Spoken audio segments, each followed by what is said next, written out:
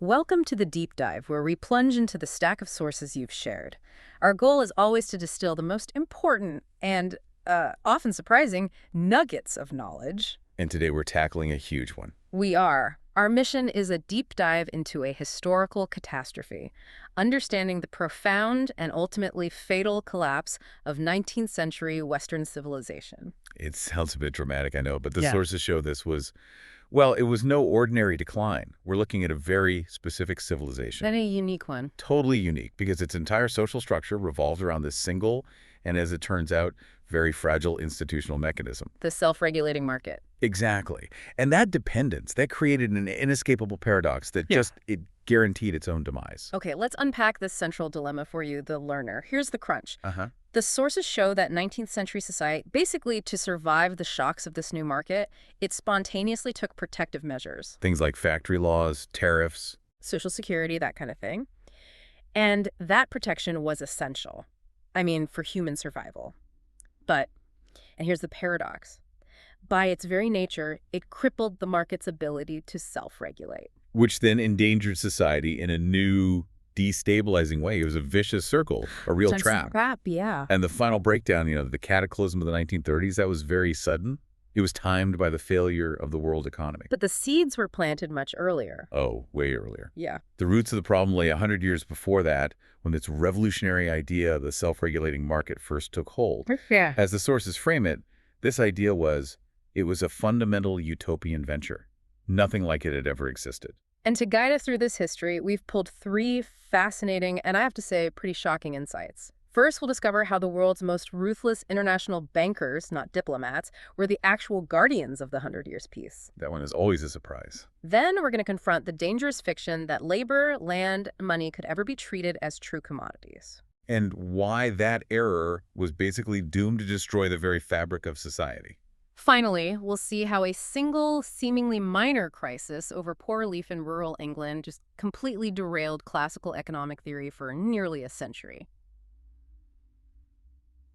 So let's start with maybe the biggest surprise. International stability. From 1815 right up to World War I in 1914, the great powers avoided a general war. The sources call this the 100 Years' Peace. Right, but this isn't because the world was peaceful, not at all. There were constant armed interventions in Europe and, well, an incessant series of colonial wars waged by the major players in Africa and Asia. All the time. So what kept the great powers from turning on each other? It's a remarkable historical anomaly. Traditionally, peace was just. It was outside the scope of the state system. It was never the main goal. So what changed? The 19th century introduced a new factor, an acute peace interest. It was driven by the new industrial reality, which, absolutely required global economic stability. And the instrument for enforcing this stability wasn't the traditional diplomat in a top hat. It was someone else entirely. It was hot finance, high international finance. This was an institution unique to that era. And the financiers themselves, they were pragmatic. They weren't idealists. Not at all. They were anything but pacifists, as the sources say. They happily financed minor, short, or localized wars. They could make a tidy profit on those. So why draw the line at a general war then? What was their calculus? Because a general conflagration between, say, France and Germany would interfere with the monetary foundations of the system. Ah, their own money. Their entire business. It rested on the free flow of capital, on gold convertibility, on confidence. A major war meant capital flight, broken treaties, currency collapse. So by the sheer logic of protecting their own bottom line, they were forced to maintain general peace. Wait, so they were essentially an unelected commercial peacekeeping force? Effectively, yes. They guarded with extreme rigor against a general war while providing for peaceful business amidst an endless sequence of minor ones. Wow. And we see them acting as a de facto administration in highly unstable zones. They'd finance infrastructure, maybe railways in the Balkans, which let them exert stabilizing political pressure on local governments. Because those governments needed their loans. That's how they had leverage. And that makes the shift in international law so fascinating. The source material notes that even as nationalism was making wars more ferocious, this commercial interest was creating these effective safeguards for the continuance of peaceful business in wartime. So rules were being created about the status of enemy aliens, loans, enemy property. Yes, the #1 priority was keeping the international economic engine running, even if parts of the world were in flames. It reveals a profound truth about the system. Which is? The maintenance of peace became a function of commercial necessity, not diplomacy, and certainly not morality. That brings us directly to the foundational mistake of the whole system. Because the smooth functioning of that international banking structure, it depended entirely on the smooth, self-regulating functioning of domestic markets. And that leads us right to part two. The core error of fictitious commodities. Right. A market economy, by its very definition, has to include all elements of industry. To be truly self-regulating, it has to include labor, land, and money in that market system. Okay. The problem, as the sources articulate so well, is that to include them means subordinating the substance of society itself to the laws of the market. But why is that inherently destructive? I mean, if I buy and sell flour, that's fine. Why is buying and selling labor fundamentally different? Because labor, land, and money, Yeah. they aren't produced for sale. They aren't really commodities. Labor is just the technical term for human beings, for human life. And land is the natural environment. Exactly. And money is just a symbol of purchasing power. So if you treat labor as a commodity, subject only to supply and demand, you risk the physical destruction of man. You get starvation, dangerous working conditions. And if you treat land the same way, You transform the natural environment into a wilderness. so the fiction that they are commodities became the organizing principle of society, even though applying that fiction risked, well, extinction. Exactly. And this forces us to challenge a cornerstone of classical thought. Adam Smith's idea of man's natural propensity to barter, truck, and exchange. Because the anthropological evidence says something completely different. It really does. Before markets became the main driver, man's economy was, as a rule, totally submerged in social relationships. What does that mean, submerged? It means people focused on safeguarding their social standing, their community ties. They didn't really calculate individual material gain. Material goods only mattered if they served social solidarity. You mentioned production and distribution were handled by non-economic principles. Tell us about that structure. Well, we see two main principles at work: reciprocity and redistribution. Okay. Reciprocity works through social symmetry. A great example is the Trobriand Islanders' Kula trade. They sail massive distances exchanging ceremonial goods. There's no profit involved. The key is that goods you receive are only enjoyed by giving them away again. Which establishes social bonds and status. That's the whole point. Yeah. The goal isn't to get something, it's to give it, which makes it fundamentally non-commercial. And the other principle. Redistribution. This is based on a centric pattern collection, storage, and distribution focused on a sheaf or a temple. This was common in hunting tribes where the food supply was irregular. So if one hunter gets lucky. The food is stored centrally and then redistributed to the whole group. It prevents starvation and keeps the society intact. Again, individual economic motives are just irrelevant.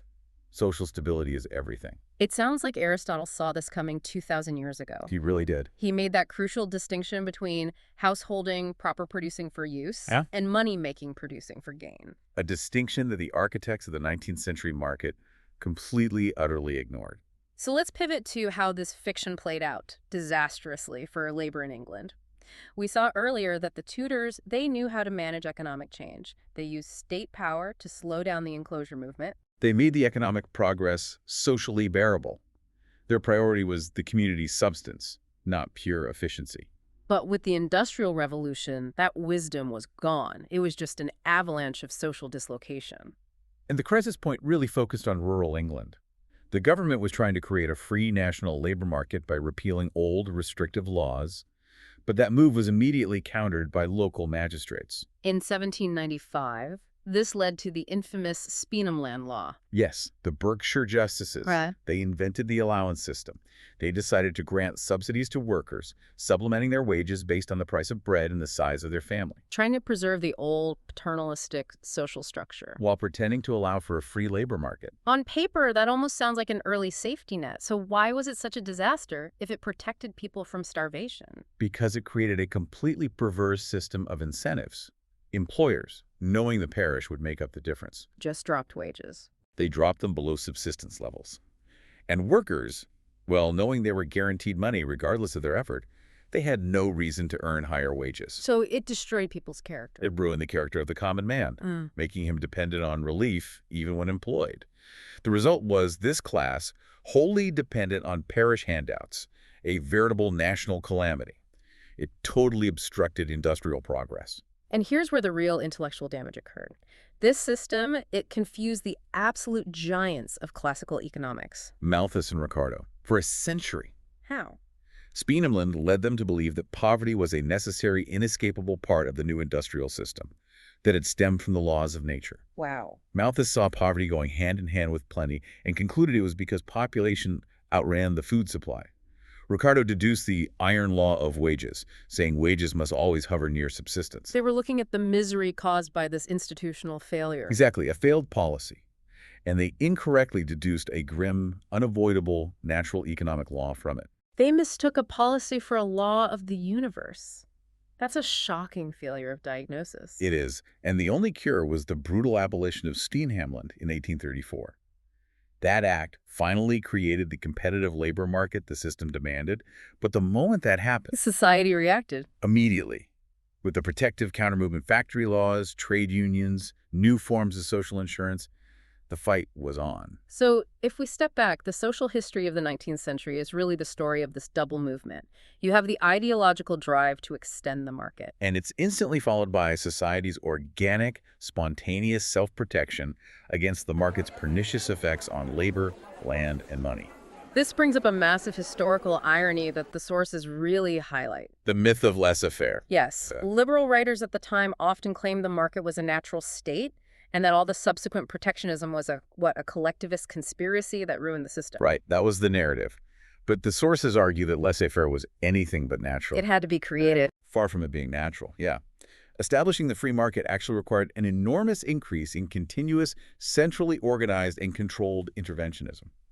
You couldn't just step back. You had to build it. You had to create the complex administrative machinery of the new poor laws, the police forces needed to manage a newly mobile population, municipal reforms to house workers. It took immense bureaucratic action to make this fictional free market operate. Which means the protective countermove, the tariffs, social insurance unionization, that wasn't a conspiracy. No, it was a spontaneous social reaction across highly diverse political landscapes. Workers' compensation laws, for instance. They were implemented in England, Germany, Austria, and France at around the same time. Regardless of who was in power. It didn't matter if the ruling party was liberal, conservative, or socialist. Society was simply protecting its human and natural substance. Now, this essential protection, necessary as it was, this is what created the friction that eventually broke the whole international mechanism we talked about in part 1. The gold standard. Exactly. The international system rested primarily on the gold standard, a global commodity money. As domestic protectionism increased, Tariffs protecting land, social laws protecting labor. it made the market too rigid to obey the rules of gold. And what were the brutal rules of the gold standard? Why was it so demanding?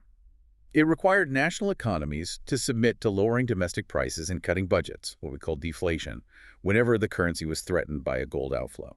So if Britain lost gold, The Bank of England had to raise interest rates, shrink credit, and manufacture an immediate domestic recession. This meant mass unemployment, shuttered factories, immense social hardship. It was an intentional mechanism to preserve the value of the currency at the direct expense of social ruin. and society finally reached a point where it was unwilling to tolerate that engineered social ruin just to keep an exchange rate fixed. That was the final shock. Protectionism had made national economies too rigid to accept the gold standard's brutal demands. When the international gold standard finally failed in the 1930s, That was it. it led directly to the final breakdown of the entire market economy system and to the rise of new national economic solutions. Russian socialism, the New Deal, and, tragically, fascism. The world was forced to nationalize its economic focus. So what we've learned today is really a dramatic story of transformation. Our sources make it profoundly clear the self-regulating market was a utopia, It really was. and its expansion forced society to protect itself. And that protection, while vital for human survival, ultimately clashed fatally with the market's own institutional demands. And the great realization for humanity during this century of crisis, it was the reality of society itself. What do you mean by that? That society is a complex force. It's an aggregate of human and natural life that just cannot be subordinated to simple material laws of supply and demand without destroying itself. The market system, driven by profit, it failed to institutionalize lasting peace and freedom. It only produced them accidentally as byproducts. So what does the passing of that market challenge us to do today? It means we, as a mature civilization, now face the conscious task of securing freedom, justice, and environmental stability for all. We can't just hope they'll emerge incidentally from some unmanaged economic mechanism. We have to build them. We have to secure these values deliberately, through design and political will. And that brings us to our final provocative thought for you, the learner. Robert Owen, who was witnessing the birth of all these industrial horrors, he understood this challenge perfectly. He did. He believed that once we truly understand the new powers and limitations that society imposes, childish, unavailing complaints will cease to be made. And the profound implication there is about our own human agency. We have to move past the idea that the world should conform to some simple economic theory.